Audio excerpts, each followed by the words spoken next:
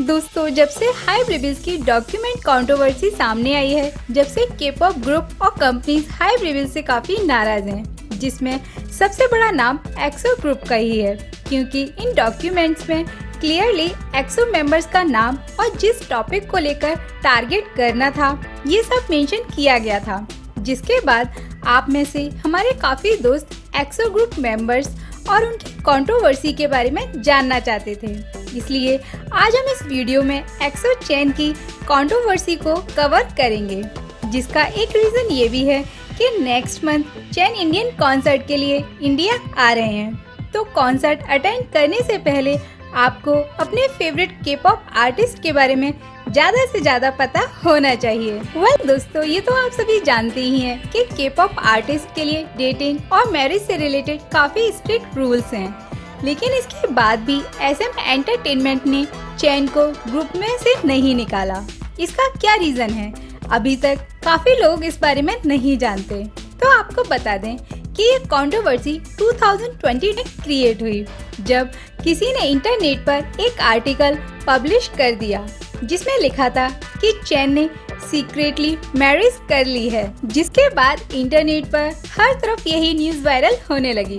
दोस्तों, आपको याद होगा कि 2020 में लॉकडाउन चल रहा था, इसलिए मोस्ट ऑफ पीपल फ्री थे, इसलिए ऐसा लग रहा था जैसे सभी को गॉसिप करने का टॉपिक मिल गया हो। इन सबसे परेशान होकर चेन ने इंस्टाग्राम पर हैंड रिटन लेटर पब्लिश किया, जिसमें मेंशन था कि वो एक नॉन सेलिब्रिटी गर्ल को डेट कर रहे हैं, जो कि 7 मंथ्स प्रेग्नेंट है और नेक्स्ट मंथ वो उनके साथ शादी करने जा रहे हैं। और जैसे ही ये न्यूज आउट हुई, वैसे ही एक्सो 2 ग्रुप्स में डिवाइड हो गए, जिसमें से कुछ चेन को सपोर्ट कर रहे थे, वहीं कुछ चेन को टारगेट कर रहे थे और SM एंटरटेनमेंट के सामने लगातार प्रोटेस्ट कर रहे थे। इन प्रोटेस्ट करने वाले फैंस का कहना था कि चेन ने उनके साथ धोखा किया है, साथ ही उनकी मनी और टाइम वेस्ट किया है, और ये प्रोटेस्ट काफी टाइम तक चलता रहा। वहीं SM एंटरटेनमेंट इस कंट्रोवर्सी पर अपना कोई भी रिएक्शन नहीं दे रही थी। ऑलमोस्ट 15 डेज के बाद SM एंटरटेनमेंट ने ऑफिशियल स्टेटमेंट रिलीज किया, जिसमें मेंशन किया गया कि चेन अपनी न्यू लाइफ की शुरुआत करने जा रहे हैं और कंपनी उनके इस डिसीजन में उनके साथ है।